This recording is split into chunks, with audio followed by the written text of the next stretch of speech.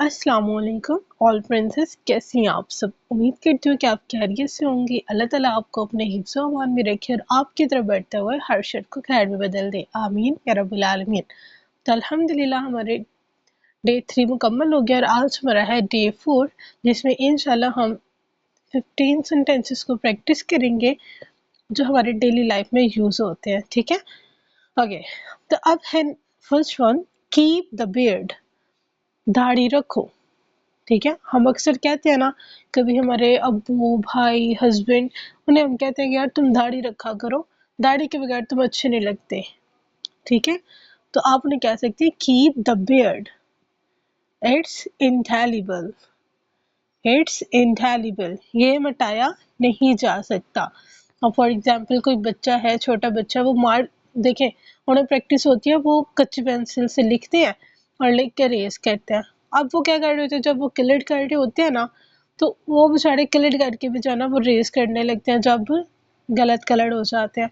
तो आप उन्हें क्या कह सकती हैं, इट्स इंटेलिबल। ठीक है, ये रेस नहीं हो सकता, ये मिटाया नहीं जा सकता। मेक इट सिंपल, इसे आसान बना दो। ठीक, किसी को भी आप कह सकते हैं ना, यार इतनी मुश्किल बात कर रहे हो, make it simple, come to the point, आसान बताओ, टू द पॉइंट बात पे आओ, वहां पे आप यूज कर सकती हैं। लिसन टू व्हाट आई से, मेरी बात सुनो। ओके, अब हम बच्चों को कहते हैं ना कि यार मैं भी कुछ बोल रही हूँ, मेरी बात सुन लो, मैं क्या कहना चाह रही हूँ। तो इसमें आप कह सकते हैं लिसन टू व्हाट आई से, स्टॉप ईव्सड्रॉपिंग, कान ना लगाओ, बातें ना सुनो। अब बहुत से लोगों को आदत होती है किसी दूसरे की बातें सुनने की। ठीक है, वो अपनी बात को छोड़ के दूसरों की बातें सुन रहे होते हैं, यार ये क्या रहा है। तो वहां पे आप जो है ना उसे कह सकते हैं, अक्सर क्या होता है, दो बेस्ट फ्रेंड बैठी होती है, तीसरी कोई लड़की आके कान लगा के बातें सुन रही होती है। तो ये जो दो बेस्ट फ्रेंड होती हैं वो तीसरी लड़की को कह सकती है stop eavesdropping. Okay, next, do you really care, क्या तुम वाकई परवाह करते हो।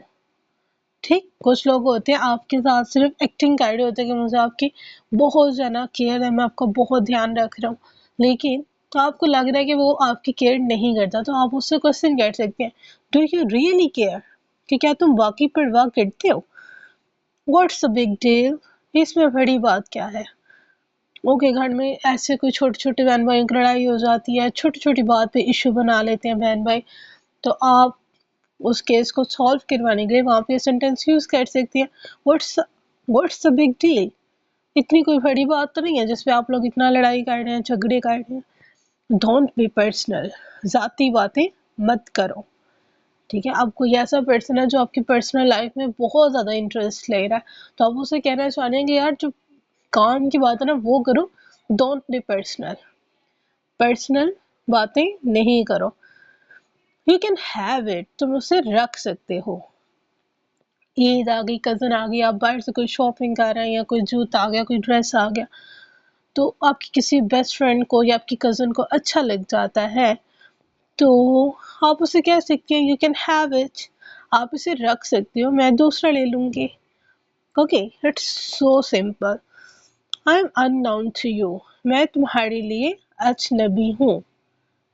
ओके, नाउन होता है जानना, और ये होता है I am unknown to you, कि मैं तुम्हारे लिए अनजान हूँ।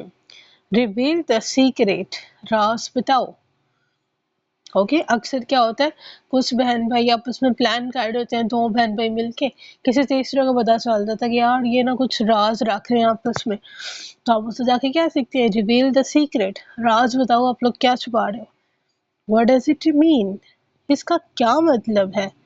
व्हाट डज इट मीन, आप किसी से कहना चाह रहे हो, कोई आपसे बदतमीजी कर रहा है या फिर आपके साथ अजीब बिहेवियर कर रहा है, किसी ने आपके साथ गलत तरीका इख्तियार किया, तो आप उसे कह सकती हैं व्हाट डज इट मीन, ये जो तुमने भी हरकत की है, ये जो तुम कहना चाह रहे हो, इसका मतलब क्या है।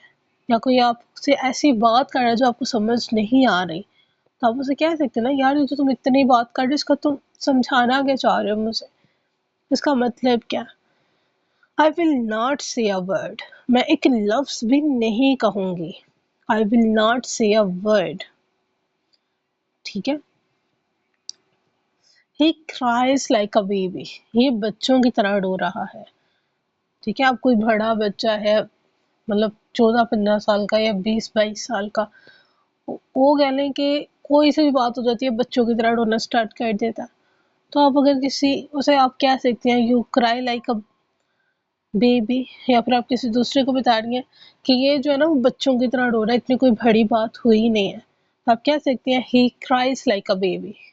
ठीक है, कितने छोटे छोटे सेंटेंसेस, आप इन सेंटेंसेस को अपने लाइफ में इम्प्लीमेंट करेंगी तो आहिस्ता आहिस्ता आपके अंदर कॉन्फिडेंस भी आता जाएगा और आप चीज़ों को इंशाल्लाह इंशाल्लाह इंग्लिश में एक्सप्लेन करना भी सीख जाएंगे। ठीक है, ज़रूरी नहीं है कि आप पहले दिन ही इतनी लंबी लंबी पेजेस या इतने लंबे लंबे पैराग्राफ्स इंग्लिश में बोलना स्टार्ट कर दें, छोटे छोटे स्टेप्स लेके स्टार्ट करें। ठीक है, आई होप कि आपको मेरी ये एफर्ट अच्छी लगी होगी, आपने बहुत कुछ सीखा होगा। दुआ में याद रखिएगा। अल्लाह हाफिज़।